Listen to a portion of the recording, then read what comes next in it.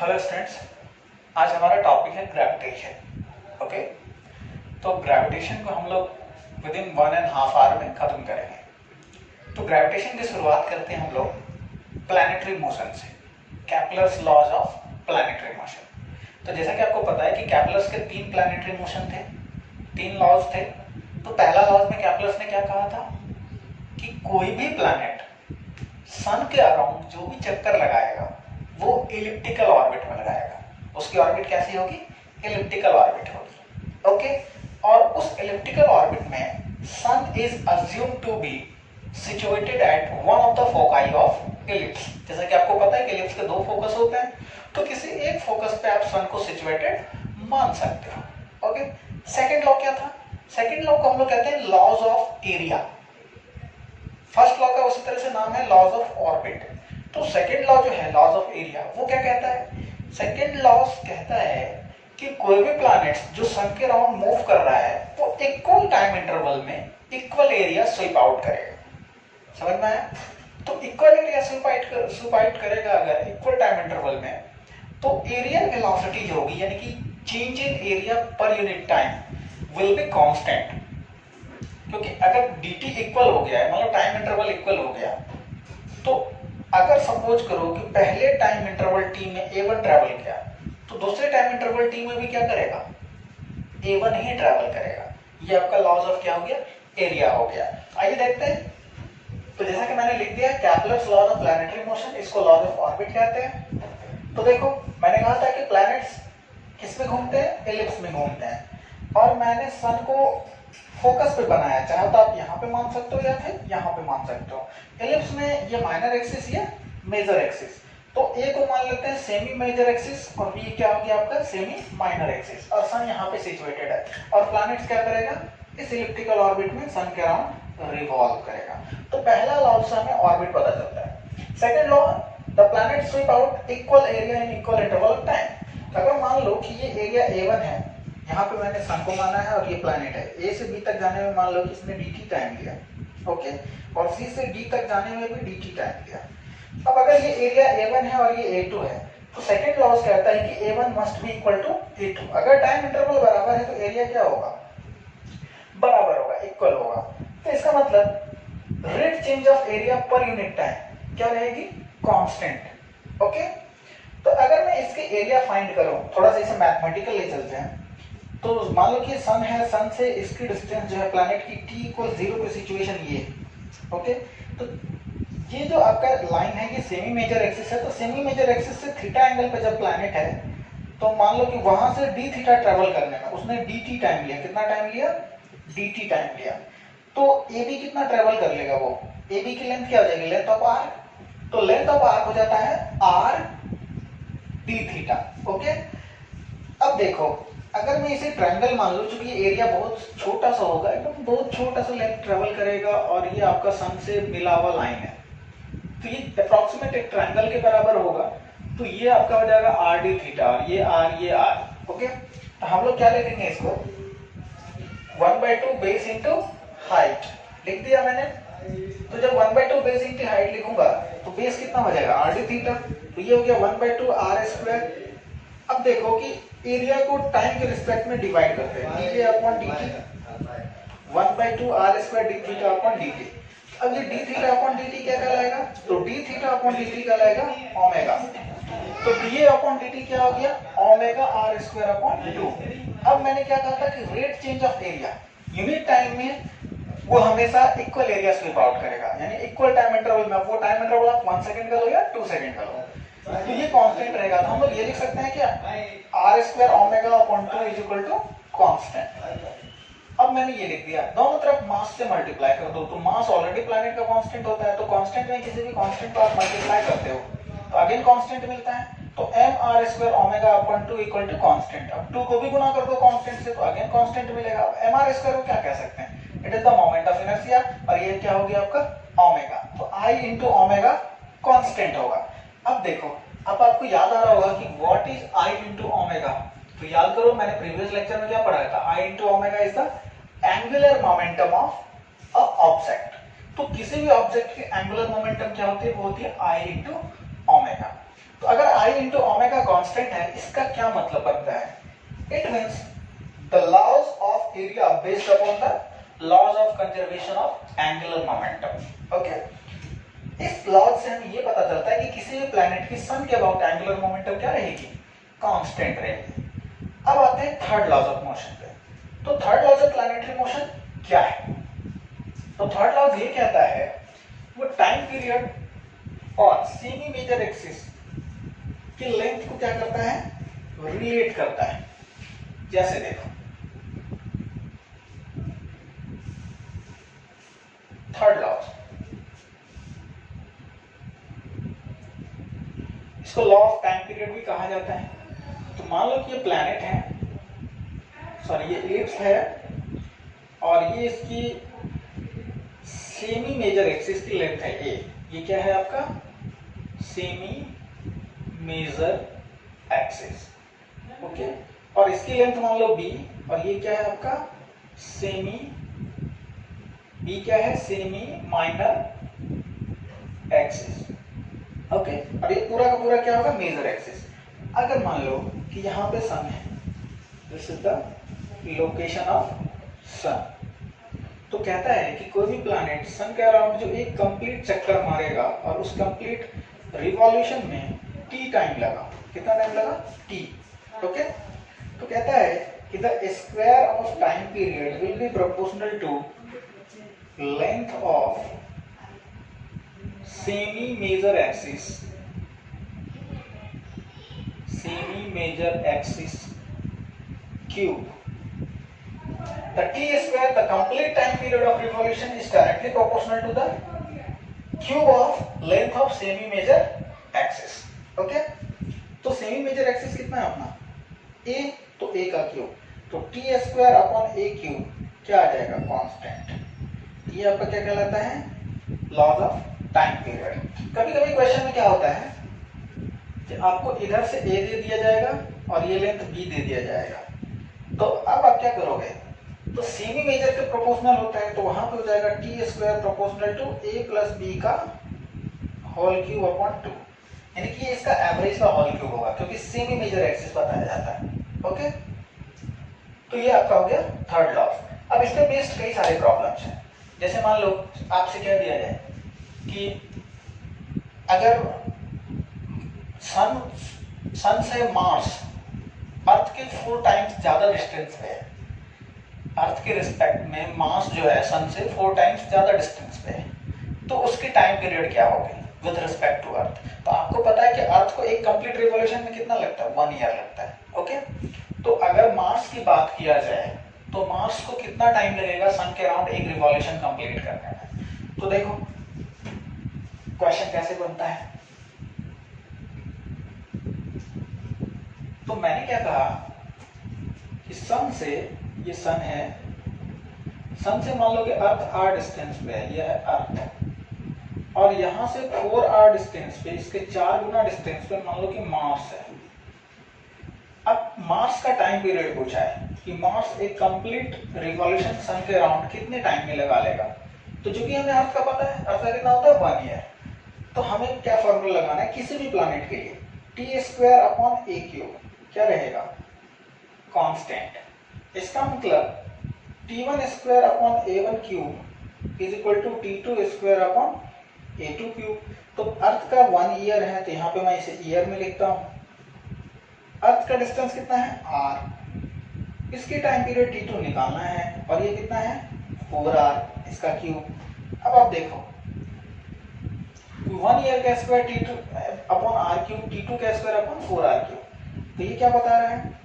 1 upon r cube is equal to t2 square upon 64r cube. Okay, तो ये r cube खत्म, तो t2 square is equal to 64 year हो जाएगा।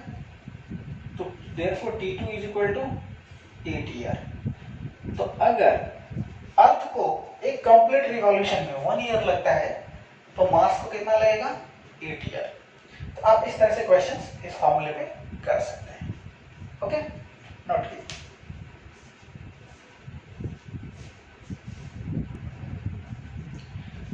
Okay, next देखते हैं न्यूटन्स लॉज ऑफ ग्रेविटेशन। तो न्यूटन्स लॉ ऑफ ग्रेविटेशन क्या है? तो आपने पहले भी पढ़ा होगा कि अगर दो मास है m1 और m2 और दोनों के बीच की डिस्टेंस अगर r है तो क्या होगा, इसको a मान लो, इसको b मान लो, तो a क्या करेगा, b को अपनी ओर खींचेगा, force on b due to a, और b अगेन क्या करेगा, a को अपनी ओर खींचेगा, force on a due to b। अगर आप इस दोनों का सिस्टम मान लो तो देखो तो नेट फोर्स क्या रहेगा, जीरो ना, इसलिए ग्रेविटेशनल फोर्स को क्या माना जाता है, इंटरनल फोर्स। तो न्यूटन्स लॉ ऑफ ग्रेविटेशन ये कहता है कि ये जो फोर्स होगा, ये दोनों मास आपस में एक दूसरे को जब अट्रैक्ट करेंगे, दुनिया की कोई भी दो मासी बॉडी हो, अगर वो एक दूसरे को अट्रैक्ट करेंगे तो उसकी फोर्स की वैल्यू होगी क्या, तो FAB या फिर FBA दोनों एक्शन रिएक्शन पेयर होगा, तो इस दोनों की मैग्नीट्यूड जो होती है वो होती है Gm1m2/r²,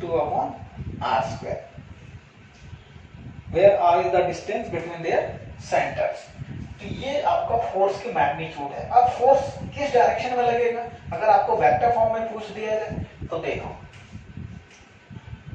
अगर मैं FAB फोर्स की बात करूं, force on A due to B, तो B A पे किधर फोर्स लगा रहा है, टुवर्ड्स द B, तो क्या लिखूंगा, मैग्नीट्यूड तो यही रहेगा Gm1m2 अपॉन R। अब ये दोनों के बीच की मैग्नीट्यूड है R, अगर आप इसे वेक्टर फॉर्म में लिखते हैं तो देखो कैसे लिखोगे। अब डायरेक्शन किधर है, इस डायरेक्शन को मैं पॉजिटिव मानता हूँ, ये डायरेक्शन कौन सी है, पॉजिटिव डायरेक्शन है। तो FAB को अगर मैं पॉजिटिव मानूंगा तो RAB का मैग्नीट्यूड का स्क्वायर होगा RAB वेक्टर का, और डायरेक्शन किधर होगा, तो जिधर AB वेक्टर की क्या होगी, यूनिट वेक्टर, क्योंकि आपने लॉज ऑफ न्यूटन्स इसमें कूलम्ब्स लॉ में आपने 12th में पढ़ा होगा वेक्टर फॉर्म, तो सिमिलरली सेम है। तो आप यहाँ पे क्या लिख सकते हो, AB यूनिट वेक्टर, ये AB यूनिट वेक्टर है, मान लो कि ये पॉइंट्स A है, ये पॉइंट्स B है, अगर मैं इस डायरेक्शन में मूव करूं इसको क्या लिखूंगा, AB वेक्टर, और अगर मुझे सिर्फ इसकी डायरेक्शन चाहिए तो AB यूनिट वेक्टर, तो मैंने AB यूनिट वेक्टर से गुना कर दी, तो देखो अब क्या हो जाएगा, Gm1m2, अब यहाँ पे AB वेक्टर का मैग्नीट्यूड का स्क्वायर है, अब यूनिट वेक्टर अगर आप लिखो तो क्या लिखोगे, AB वेक्टर अपॉन AB की मैग्नीट्यूड, तो क्या हो जाएगा, Gm1m2 AB का क्यूब इंटू AB वेक्टर। अब देखो इसको लिखेंगे Gm1m2 what will B AB, तो A से B की तरफ है, तो R position vector of B minus position vector of A, इसका मैग्नीट्यूड का cube into RB minus RA। Okay, तो ये आपका क्या हो जाएगा, फोर्स AB वेक्टर। अब देखो AB अगर पॉजिटिव है तो BA वेक्टर क्या होगा, नेगेटिव, तो जस्ट इसका नेगेटिव, तो माइनस FBA वेक्टर कितना हो जाएगा, minus Gm1m2 RB minus RA का क्यूब RB माइनस RA। ये दोनों एक्शन रिएक्शन पेयर में होते हैं। ओके, तो वेक्टर फॉर्म की जरूरत कब पड़ती है, कभी कभी पड़ेगी, जैसे मान लो कि 3 डायमेंशन स्पेस में रखा हुआ है, दूसरा और भी किसी कोऑर्डिनेट पे रखा है, आप दोनों के बीच में पूछ ले, तो थोड़ा सा क्या होता है कि दोनों के बीच की एक्चुअल सेपरेशन निकालने में प्रॉब्लम होती है, तो आप इसे वेक्टर फॉर्म में डिक्लेयर करो। ओके, आगे बढ़ते हैं, इस पे प्रॉब्लम करते हैं, तो प्रॉब्लम इस पे कैसे कैसे आएंगे।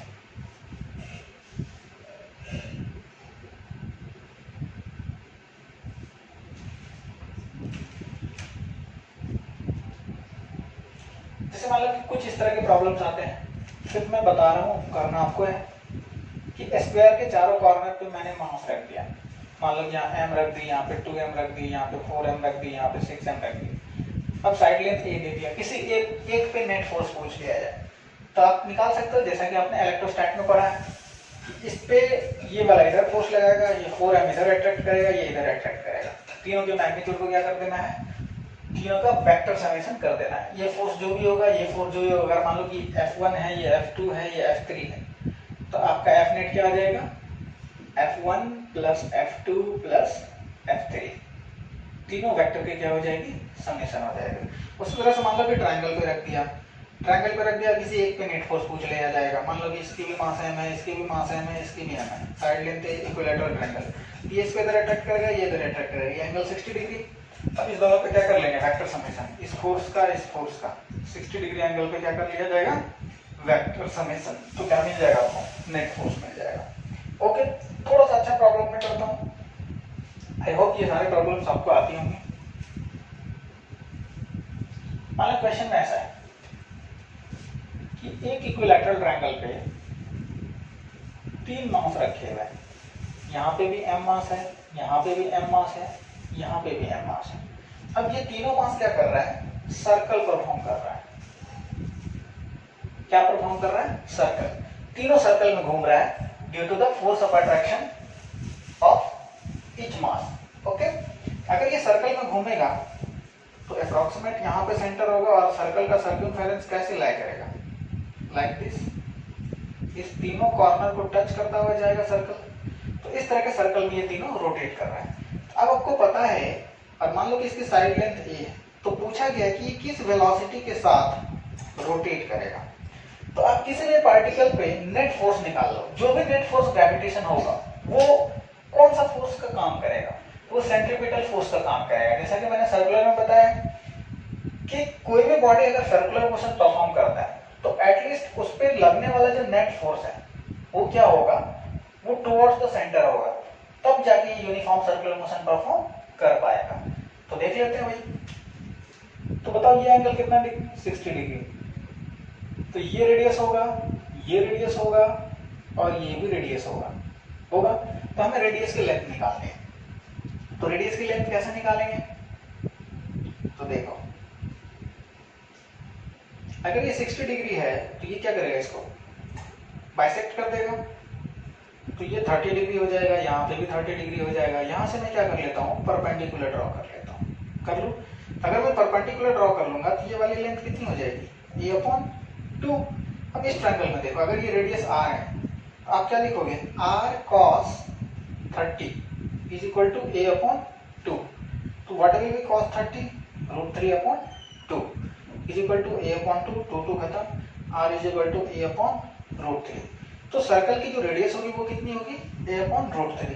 अब इस पर नेट फोर्स निकाल लेते हैं। इस मास पे या किसी भी मास पे आप नेट फोर्स निकालो, तो इस पर नेट फोर्स कितना हो जाएगा, तो ये भी लगाएगा और ये भी लगाएगा, इस दोनों का रिजल्टेंट होगा। तो आप दो फोर्स का रिजल्टेंट देख लो 60 डिग्री पे, तो F बराबर कितना हो जाएगा, gm²/a², क्योंकि ये भी फोर्स उतना ही होगा, gm²/a², ये भी फोर्स कितना होगा, gm²/a²। दो इक्वल फोर्स है दोनों 60 डिग्री पे, तो F नेट क्या लिखोगे आप, F नेट की जो मैग्नीट्यूड होगी वो होगी F² + F² + 2F² cos 60, cos 60 value 1/2।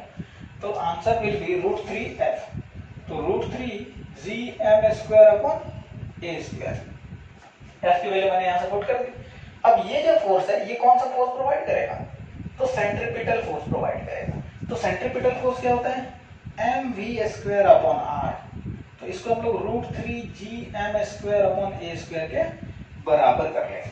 तो अब देखो अब क्या होगा, तो ये m और एक m खत्म हो जाएगा, हो गया v²। हमें वेलोसिटी चाहिए, तो v² बराबर कितना हो जाएगा, √3 mg/a² इंटू r। तो what will be the value of r, तो मैंने यहाँ पे फाइंड किया a/√3, तो √3 mg/a² a/√3। देखो √3 कैंसिल, तो v² इज इक्वल टू क्या हो जाएगा, यहाँ पे देखो एक ये बचेगा, तो √mg/a। This will be the velocity of masses. ये भी मास उसी वेलोसिटी के साथ ट्रेवल करेगा, ये भी उसी वेलोसिटी के साथ और ये भी उसी वेलोसिटी के साथ। ओके, अगला क्वेश्चन देखते हैं।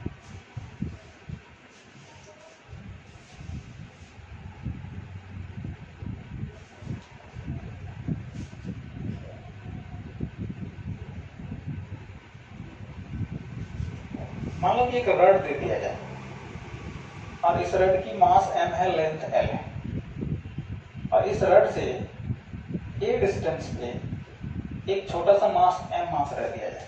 मान लो कि इसकी कैपिटल M है टोटल मास। अब पूछा जाएगा कि बताओ फोर्स ऑन मास m, इस m पे कितना फोर्स होगा।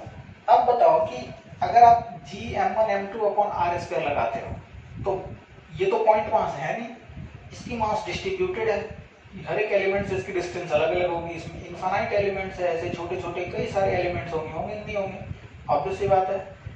तो कोई भी एलिमेंट जो है वो फिक्स डिस्टेंस पे नहीं है, तो इसलिए हम लोग direct Gm1m2 upon are square formula use नहीं कर सकते। हमें क्या करना होगा, कोई भी एलिमेंट चूज करना होगा और उसकी फोर्स की वैल्यू कैलकुलेट करनी होगी और देन फिर हम लोग क्या करेंगे, इंटीग्रेट करेंगे। तो हम लोग क्या करते हैं, यहाँ से x डिस्टेंस पे कोई भी आर्बिट्ररी डिस्टेंस पे आके एक dx का एक टुकड़ा लेते हैं, ये क्या है dx। तो अब इसमें जो मास आएगा वो छोटा सा मास कितना होगा, तो capital M upon L into D x, यानी आप ऐसे लिख सकते हो M upon L into D x, mass per unit length into D x. अब इस मास से x डिस्टेंस पे ये वाला मास, अब ये दोनों पॉइंट साइज का हो गया। अब यहाँ पे छोटा सा फोर्स की वैल्यू लगा दो, Gm M upon L into D X upon X square, Gm1m2 upon are square. अब आप इसे इंटीग्रेट कर सकते हो, तो G capital M small m upon L बाहर आ जाएगा, integration of dx upon X square. Okay, अब देखो कि मैंने यहाँ से x कैलकुलेट करनी शुरू की थी, इसकी वैल्यू क्या हो जाएगी, x बराबर a, और ये क्या हो जाएगा, x बराबर a प्लस l। तो लिमिट x बराबर a से लेके a प्लस l। अब आप अगर इसे इंटीग्रेट कर लेते हो आपका क्या आ जाएगा, फोर्स आ जाएगा। कुछ प्रॉब्लम्स ऐसे भी आते हैं, जैसे मान लो कि किसी भी स्क्वायर में से कोई भी स्क्वायर को काट लिया जाए और फिर आपसे पूछ लिया जाए कि बताओ रिमेनिंग पोर्शन के द्वारा नेट फोर्स क्या होगा, तो उसको कैसे करते हैं।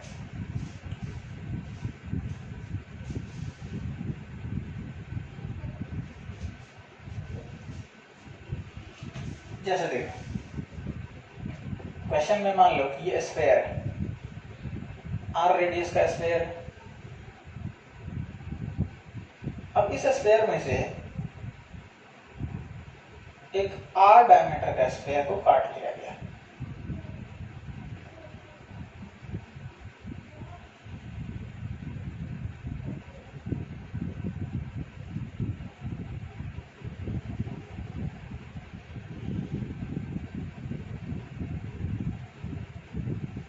अगर इस r डायमीटर के स्फेयर को कट कर लिया जाए, इसकी डायमीटर r है और इसकी क्या है, रेडियस r है। अगर मान लो कि इस पूरे स्फेयर की मास या डेंसिटी मान लो रो है, कितनी है डेंसिटी, रो। अब यहाँ से इसके एक्सिस से यहाँ से 2r डिस्टेंस पे एक स्मॉल मास रखा हुआ है पॉइंट ए पे। अब पूछा जाता है कि फाइंड नेट फोर्स ऑन ए, और इसको क्या कर लिया हमने, कट कर लिया।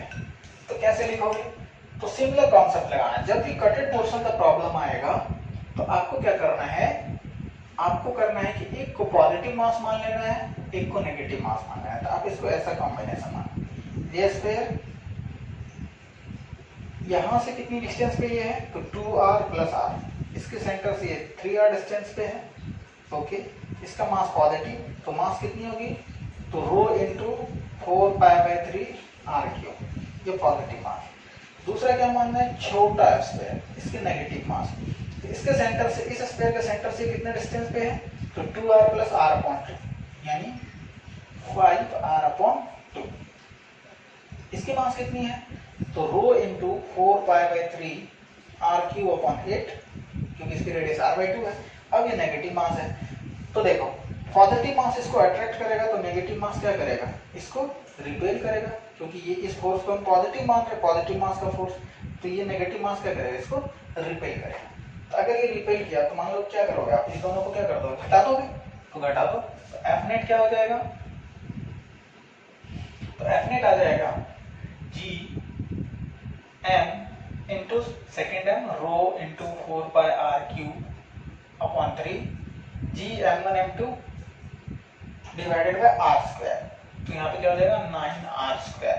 तो देखो ये r³ का r स्क्वायर खत्म हो गया, तो ये कितना हो गया, 4πm रो r/27 हो जाएगा। सॉरी ये एफ नेट नहीं होगा, ये क्या होगा, मान लो इसको f1 मान लो, तो ये इतना हो गया। अब F2 कितना हो जाएगा, इसको मान लो कि ये किस डायरेक्शन में है भाई, तो ये है इस डायरेक्शन को हमने पॉजिटिव माना, ओके, ये पॉजिटिव डायरेक्शन में। तो F2 की वैल्यू कितनी होगी, तो Gm, इसकी मास कितनी, इसकी मास है भाई रो 4π/3 r³, नीचे है 8, तो यहाँ पे 24 और यहाँ पे कितना हो जाएगा 5r/2 का स्क्वायर।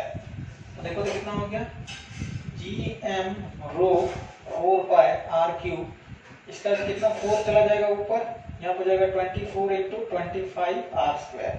तो देखो एक r बचेगा और यहाँ पे था 24, तो ये 4 6 जा 24, तो कितना हो गया Gm रो × 4πr, 6 5 जा 150, ओके। तो G, यहाँ पे भी G बचेगा। अब इस दोनों को क्या कर दो, आप घटा दो, इसको मैंने पॉजिटिव माना, इसको मैंने नेगेटिव माना, तो 4πm रो G r, ये सब कॉमन आ जाएगा, क्या बचेगा भाई, यहाँ पे 1/27, यहाँ 4/150। जब आप इसे सॉल्व कर लोगे तो क्या आ जाएगा, नेट फोर्स आ जाएगा, और नेट फोर्स किधर आ जाएगा, तो टुवर्ड्स लेफ्ट, क्योंकि मैंने इसे बड़ा माना, इस डायरेक्शन को बड़ा माना, इस डायरेक्शन को छोटा माना, तो इधर नेट फोर्स बचेगा, एफ नेट किधर बचेगा, इस डायरेक्शन में बचेगा। तो इस तरह के प्रॉब्लम्स होंगे, ओके, नोट कीजिए।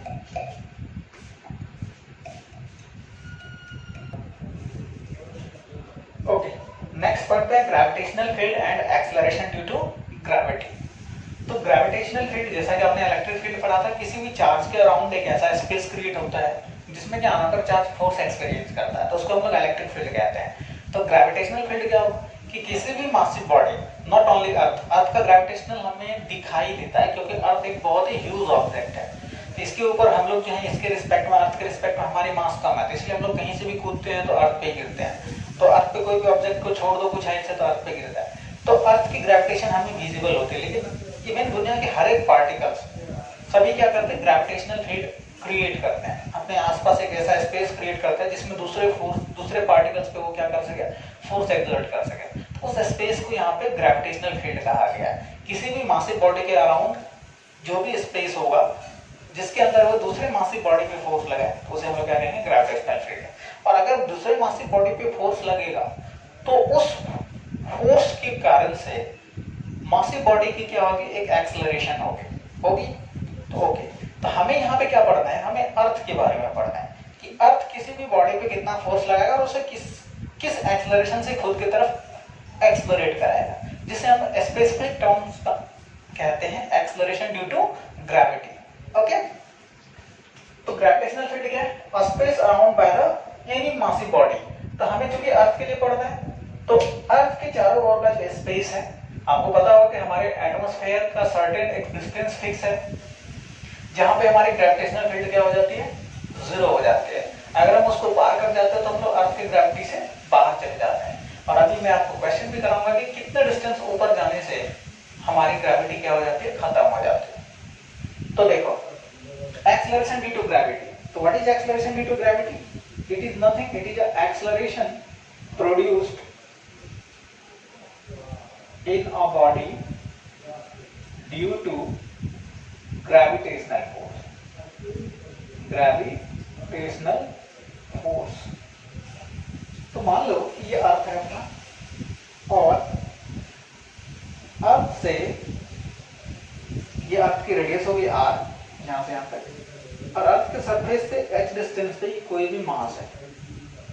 ओके, तो अगर कोई भी मास है, अर्थ की मास मान लेते हैं m, तो इस मास पे अर्थ फोर्स लगाएगा खुद की तरफ, कितना फोर्स लगाएगा, तो फोर्स जो होगी वो होगी g mass of earth, mass of object upon r plus h का होल स्क्वायर होगी।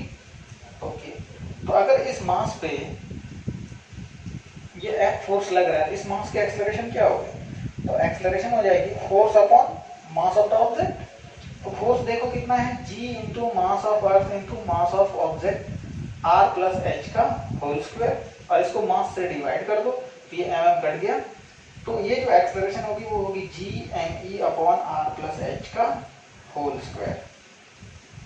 अब आपको इस एक्सेलरेशन का ही नाम है एक्सेलरेशन ड्यू टू ग्रेविटी, जिसे हम लोग क्या कहते हैं, जी। तो आप देख रहे होंगे कि ये जो एक्सेलरेशन ड्यू टू ग्रेविटी है, ये जिस ऑब्जेक्ट पे फोर्स लग रहा है ये उसके मास से इंडिपेंडेंट है। यानी कि अगर आप एक पत्थर पे 50 किलो के पत्थर पे फोर्स लगाओ और उसका ग्रेविटेशनल एक्सेलरेशन देखो, या 10 ग्राम के पत्थर पे देखो, तो दोनों के लिए सेम आएगा, क्योंकि वो पत्थर के मास पे, स्टोन के मास पे डिपेंड ही नहीं कर रहा है, ऑब्जेक्ट के मास पे डिपेंड नहीं कर रहा, वो किस पे मास पे डिपेंड कर रहा है, तो अर्थ के खुद के मास पे डिपेंड कर रहा है। इसलिए जब हम लोग 1D पढ़ा करते थे उसमें acceleration due to gravity constant होती थी किसी भी बॉडी के लिए। अब जैसे क्वेश्चन में आता था कि एक 50 केजी का ऑब्जेक्ट को ऊपर से छोड़ दिया जाए, एक 10 केजी का ऑब्जेक्ट को छोड़ दिया जाए, कौन पहले नीचे पहुंचेगा, तो हमें क्या पता होता था कि दोनों सेम टाइम में पहुंचेगा, क्योंकि acceleration due to gravity G दोनों के लिए सेम होगी। तो यही बात होती है वहां पे भी। ओके, यहीं से वो कॉन्सेप्ट आता है। तो आगे देखते हैं, मान लो कि अगर यही मास अर्थ के सरफेस पे m is at surface of earth, अगर ये अर्थ के सरफेस पे है तो इसका मतलब h क्या हो जाएगा, 0। तो उस केस में g की वैल्यू कितनी हो जाएगी, तो g mass of earth into radius of earth का स्क्वायर। तब ये कांस्टेंट होगी, देखो मास ऑफ अर्थ कांस्टेंट होता है, रेडियस ऑफ अर्थ कांस्टेंट होता है, g की वैल्यू कांस्टेंट होती है 6.67 10 to the power -11। Mass of earth होता है कितना, तो approximate 6 into 10 to the power 24 kg, और रेडियस ऑफ अर्थ होता है 6.4 इंटू 10 टू द पावर 6, इसका स्क्वायर। जब आप इसे कैलकुलेट करोगे तो वैल्यू आएगी 9.81 मीटर पर सेकंड स्क्वायर, है ना। तो इसलिए हमारी जी की वैल्यू क्या होती है, कांस्टेंट। अब तुम बोलोगे कि सर सर्टेन हाइट से हम लोग छोड़ते हैं तो एच की वैल्यू वहां पे काउंट क्यों नहीं करते हैं, तो आपके वन डायमेंशनल मोशन में एच की वैल्यू 50 मीटर, 100 मीटर, अधिक से अधिक 200 मीटर होते हैं। और रेडियस ऑफ अर्थ कितना होता है, रेडियस ऑफ अर्थ होता है 6400 किलोमीटर, यानी कि मीटर में बात करूं तो इस पे 3 जीरो और। अगर इस डिस्टेंस में अगर हम लोग 50 मीटर जोड़ी देंगे तो अप्रॉक्सीमेट क्या बचेगा, यही तो बचेगा। तो इसलिए क्योंकि h बहुत छोटा होता था, h is very very less than r, तो वहां पे हम लोग g को क्या मानते थे, कांस्टेंट। हाँ, लेकिन अगर आपका h रेडियस ऑफ अर्थ के कंपैरेबल आ जाए तो g फिर वेरी करने लगेगा, जो कि इस चैप्टर में आपको पढ़ाया जाएगा। ओके, तो ये हो गया एक्सेलरेशन ड्यू टू ग्रेविटी। ठीक है, इसे हम लोग क्या कहते हैं, इसे हम लोग ग्रेविटेशनल फील्ड इंटेंसिटी भी कहते हैं। जैसे आपने इलेक्ट्रिक फील्ड इंटेंसिटी पढ़ा होगा, electric force per unit charge. तो यहाँ पे ये क्या है, अगर आप जी को देखो तो ये क्या है, gravitational force per unit mass.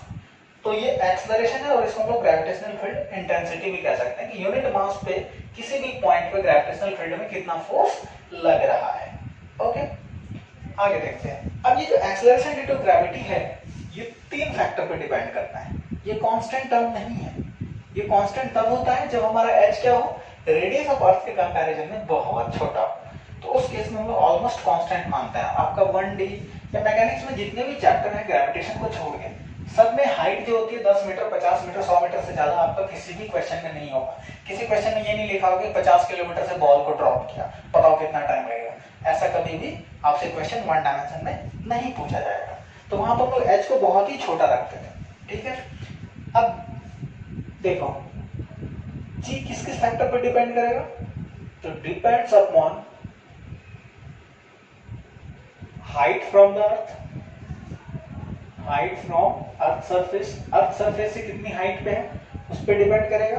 दूसरा डेप्थ पे डिपेंड करेगा कि अर्थ के सरफेस के कितना नीचा है। तीसरा रोटेशन ऑफ अर्थ, अर्थ की रोटेशन की स्पीड क्या है उस पे भी जी की वैल्यू डिपेंड करती है। अब जैसे देखो, अब आप अर्थ का एक्चुअल में शेप जानते होंगे कि अर्थ क्या होता है, एग्जैक्ट स्फीयर नहीं होता है। इसको हम लोग क्या कहते हैं, इसको हम लोग कहते हैं इक्वेटर, और ये क्या कहलाता है, पोल। तो पोल की जो रेडियस होती है वो 21 किलोमीटर लेस देन होती है इक्वेटर। ओके, तो ऑब्वियस सी बात है कि अगर इसकी रेडियस छोटी होगी और यहाँ पर रेडियस बड़ी है तो यहाँ पे ग्रेविटेशनल फोर्स की वैल्यू कम होती है और यहाँ पे क्या होती है, पोल पे ज्यादा होती है। समझ में आया? अब देखो कि इस तीनों फैक्टर से कैसे डिपेंड करता है। तो जैसे हम लोग अर्थ सरफेस के ऊपर जाएंगे एक्सेलरेशन ड्यू टू ग्रेविटी घटेगा, नीचे भी जाते हैं तो भी घटता है, लेकिन दोनों के घटने का जो रेट है ना वो अलग अलग है। अगर हम लोग ऊपर जाते हैं तो उसकी जो रेट होती है वो ज्यादा होती है, जी की घटने की जो रेट है, decreasing rate of reducing of G will be less than as compare to when we goes down to the earth. Okay, जब हम डेप्थ में जाएंगे तो वहां पे जो जी की घटने की रेट होगी, जिस रेट से वो घटेगा, रिड्यूस होगा, वो थोड़ा सा कम होता है as compare to as we move above the earth surface। तीसरी factor rotation of earth, sorry मैंने रोटेशन ऑफ अर्थ, ये तीन फैक्टर है। तो देखते हैं कि कैसे कैसे डिपेंड करता है इस तीनों फैक्टर पे। तो मैं ज्यादा प्रूफ नहीं करूंगा, मैं इसके डायरेक्ट आपको फॉर्मूला के टर्म में बता देता हूं। मान लो पहला केस, ये अर्थ है, ये इसकी रेडियस r है, रेडियस ऑफ अर्थ, और यहां से h हाइट पे एक मास रखा गया है। कितने हाइट पे? तो h हाइट पे एक मास है। अब यहाँ पे इस मास पे जो भी एक्सेलरेशन होगी इसकी, इस एक्सेलरेशन हम लोग क्या लेते हैं, g1। ओके, तो हम ये एक्सेलरेशन निकालना है, इस मास में कितना एक्सेलरेशन होगा। यहाँ पे क्या है, h is comparable with r, radius of अर्थ के कंपैरेबल। तो फोर्स कितना होगा, तो gm into mass of earth into radius of earth plus height का होल स्क्वायर होगा।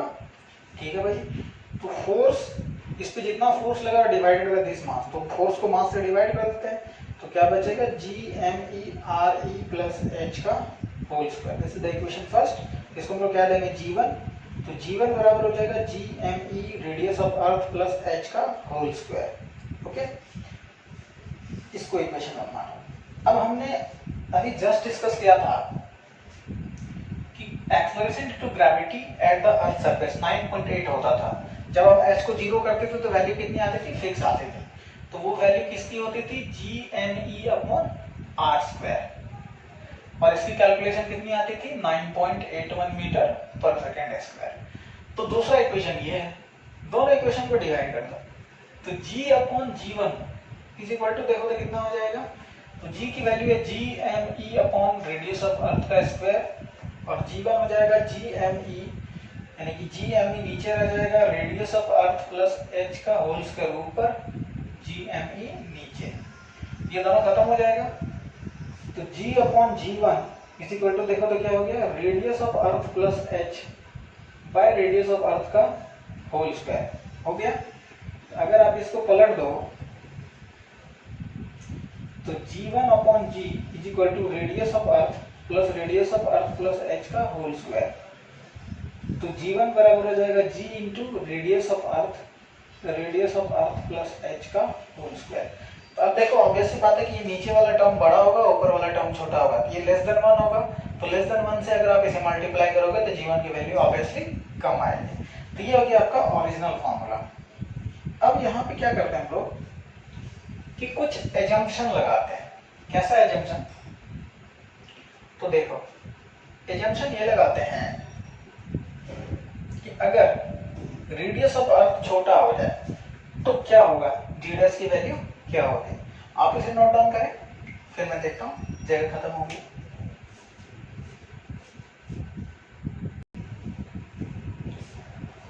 ओके, जब h मान लो कि छोटा है, very less than re, okay, अब इतना छोटा नहीं कि 100 मीटर 200 मीटर, मान लो कि 1 किलोमीटर है, 800 मीटर है, 2 किलोमीटर है, फिर भी वो छोटा हुआ ना 6400 किलोमीटर से, तो उस केस में हम लोग क्या करते हैं, एक शॉर्ट फॉर्मूला निकालते हैं, क्योंकि इस फॉर्मूला से आपका बहुत बड़ा इक्वेशन आ जाएगा, बहुत ज्यादा कैलकुलेशन हो जाएगी। तो आपको क्या करना है, तो यहाँ पे थोड़ा सा अप्रोक्सीमेशन यूज करना। देखो तो इसको मैं क्या लिख सकता हूँ, रेडियस ऑफ अर्थ से डिवाइड कर दो तो 1 प्लस h अपॉन re हो जाएगा होल स्क्वायर।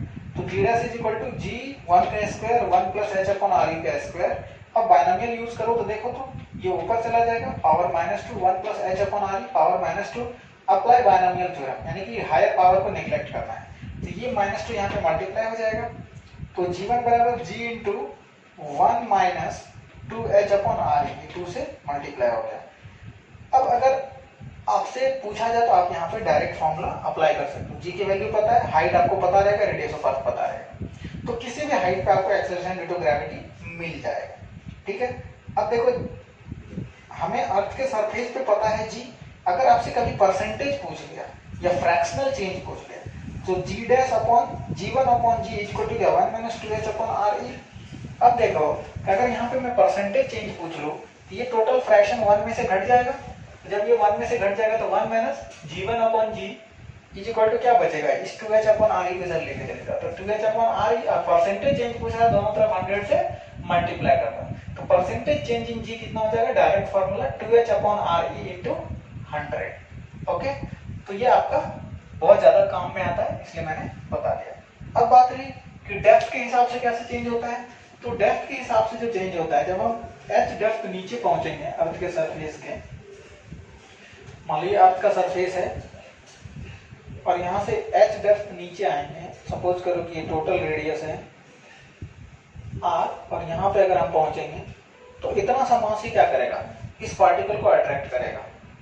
ओके, तो मास में चेंज आ जाता है, तो जब मास में चेंज आ जाएगा तो यहाँ पे जो जी की वैल्यू होती है तो वो कितनी हो जाएगी, तो सबसे पहले आपको क्या करना पड़ेगा, इसकी मास निकालनी पड़ेगी। तो कितनी मास निकालोगे आप, तो इसकी जो मास होगी डेंसिटी रो इंटू वॉल्यूम 4π/3। अब इसकी रेडियस कितनी हो जाएगी, टोटल आर है, ये एच है, ये कितना हो जाएगा आर माइनस एच, ये कितना हो जाएगा आर माइनस एच, तो आर माइनस एच का होल क्यूब, ये मास हो गया, into this mass divided by R minus H का होल स्क्वायर, यही फोर्स होता है। ओके, तो 4π/3, यहाँ पे एक आर माइनस एच बचेगा इंटू रो बचेगा, इज इक्वल टू क्या हो जाएगा एफ अपॉन एम। इसी को एक्सेलरेशन ड्यू टू ग्रेविटी कहेंगे इस प्लेस का। तो यहाँ पे जो एक्सेलरेशन ड्यू टू ग्रेविटी आएगा वो ऐसा आएगा, इसको मान लेते हैं g1। ठीक है, तो g1 is equal to 4π/3 rho into R minus H. ठीक है, अगर मान लो कि सरफेस पे होता, तो सरफेस पे होता तो आप g बराबर क्या लिखते हैं 4π/3 रो आर क्यूब। अभी हमने सरफेस पे क्या पढ़ा था, g capital M into r square, ये हमने पढ़ा था ना। तो g कैपिटल M के बदले मैंने क्या लिखा 4π/3 रो आर क्यूब। ये इस पॉइंट पे होता तो टोटल मास इस पे फोर्स लगा था इस पार्टिकल पे, तो ये उसकी मास हो गई into g upon are square. तो देखो एक आर खत्म हो गया, तो एक आर बचेगा, तो 4π/3 रो आर जी, ये क्या है आपका अर्थ के सरफेस पे।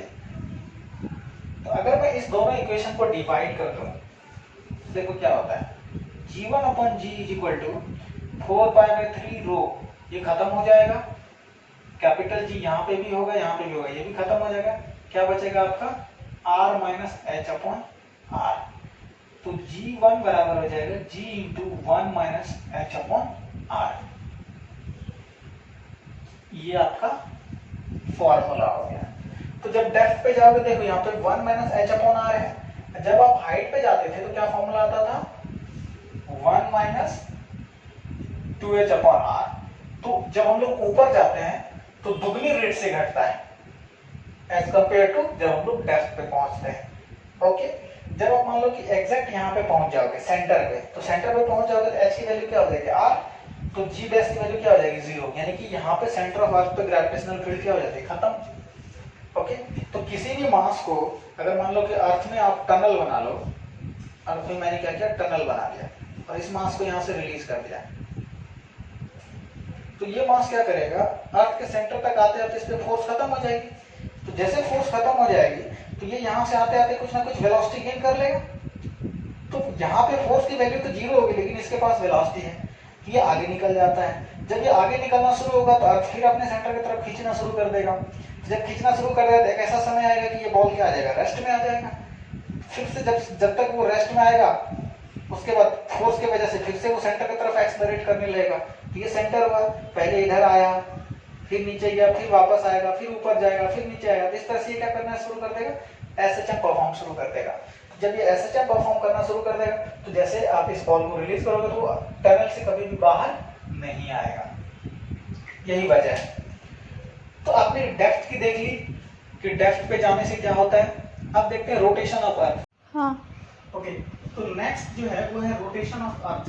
रोटेशन ऑफ अर्थ के कारण जो एक्सेलरेशन ड्यू टू ग्रेविटी पे इफेक्ट पड़ता है उसको हम लोग देखते हैं। तो मान लो ये अर्थ है, ये रोटेट कर रही है ओमेगा एंगुलर स्पीड के साथ। यहाँ पे एक मास है m मास का, जो कि अर्थ के सरफेस पे रखा हुआ है। अब देखो अगर आप अर्थ के रिस्पेक्ट में इस मास को ऑब्जर्व करोगे तो ये मास कैसा सर्कल करेगा। और ये कंप्लीट स्फीयर है, इस पे एक मास रखा हुआ है। अगर ये स्फीयर रोटेट कर रहा है तो ये मास भी क्या करेगा, रोटेट करेगा।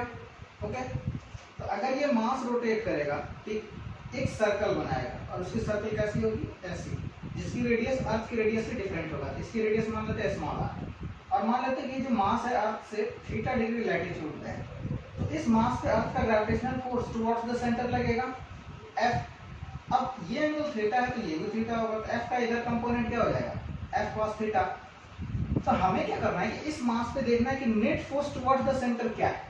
तो net force towards the centre देखना है तो F मेरा खुद सेंट्रल लाइन ले लूंगा, और हमारा जो सेंट्रीफ्यूगल फोर्स है m ओमेगा स्क्वायर r, वो क्या होगा, horizontally out of the circle. ये इस सर्कल में घूम रहा है, इस सर्कल के सेंटर से अवे होगा। तो अगर मैं इसका एफबीटी बनाऊं तो यहाँ पे क्या होगा, m ओमेगा स्क्वायर r बाहर की तरफ होगा, mg टुवर्ड्स द सेंटर है। अगर ये एंगल थीटा है, ये थीटा है, तो इसका सामने वाला एंगल भी क्या होगा, वर्टिकली अपोजिट एंगल भी, ये भी क्या होगा, थीटा होगा। तो अब m ओमेगा स्क्वायर r का इस लाइन के अलॉन्ग जो कंपोनेंट बनेगा m omega square r cos theta. अब अगर हमें net force towards the centre देखना है, F net towards the centre, तो mg में से इस फोर्स को घटा देंगे, m omega square r cos theta. अब m कॉमन आ गया, अगर m कॉमन आ गया तो क्या बचा, g minus omega square r cos theta. अब देखो कि ये फोर्स है, तो फोर्स बराबर m इंटू a, इसका मतलब ये वाला टर्म क्या हो जाएगा, net acceleration towards the centre, तो a नेट बराबर क्या, g minus omega square r cos theta. अब आपको पता है कि ये जो r है ये उस मास का रेडियस है जो अपने सर्कल में घूम रहा है, तो हमें इसे अर्थ के रेडियस के टर्म्स में लाना है। तो आ जाओ इस ट्रायंगल पे, अगर ये रेडियस r है, ओके, तो देखो कि इस r का जो cos कंपोनेंट होगा वो स्मॉल r होगा, r cos theta is equal to small r। तो अगर मैं स्मॉल r के बदले अगर यहाँ पे r cos थीटा पुट करता हूँ तो क्या आ जाएगा, g minus omega square r cos square theta, ये नेट एक्सेलरेशन आ जाएगा। तो अर्थ के रोटेशन से, यानी कि अर्थ के खुद के एक्सिस पे अगर अर्थ रोटेट कर रही है तो उससे हमारा एक्सेलरेशन ड्यू टू ग्रेविटी को फर्क पड़ता है। अब बात आती है कि पोल पे कितना होगा थीटा, लैटिट्यूड, तो इसको हम लोग कहते हैं पोल। अगर ये लाइन यहाँ पे पहुंच जाती है 90 डिग्री बनाएगा, तो अगर 90 डिग्री बनाएगा तो cos 90 की वैल्यू क्या हो जाएगी, 0। नेट एक्सेलरेशन एट द पोल कितना होगा, एग्जैक्ट g के बराबर होगा। लेकिन अगर मैं इक्वेटर की बात करूं तो ये थीटा ऐसा हो जाएगा, ये लाइन ऐसा हो जाएगा, तो मास अगर यहाँ पे पहुंच जाए तो थीटा कितना हो जाएगा, 0 डिग्री। अगर थीटा 0 डिग्री हो गया तो आप यहाँ पे cos 0 की वैल्यू पुट करो तो क्या होगा, g minus omega square r। तो ये नेट एक्सेलरेशन हो गया आपका कहाँ पे, इक्वेटर पे। तो देखो g में से ये थोड़ा सा वैल्यू क्या हो रहा है, घट रहा है, तो मतलब इक्वेटर पे एक्सेलरेशन ड्यू टू ग्रेविटी कम होगा और पोल पे क्या होगा, ज्यादा होगा। ओके, अब कभी कोई क्वेश्चन ये कहता है कि बताओ मिनिमम ओमेगा अर्थ कितने से रोटेट करेगी, किस एंगुलर स्पीड से रोटेट करेगी ताकि इक्वेटर पे रखा हुआ मास वेटलेस फील करे। तो देखो अगर इसे वेटलेस बनाना है यहाँ पे रखे हुए मास को, तो नेट एक्सेलरेशन कितना करना होगा, 0। तो इसका मतलब g minus omega square r equal to 0, therefore omega square is equal to g upon r। तो omega is equal to root over g upon r, यानी कि अगर इस ओमेगा से अपनी अर्थ रोटेट करने लग जाए तो अर्थ के इक्वेटर पे जितने भी ऑब्जेक्ट्स होंगे सारे के सारे क्या वेटलेस फील करेंगे। ओके, आज के लिए इतना ही, टिल देन बेस्ट ऑफ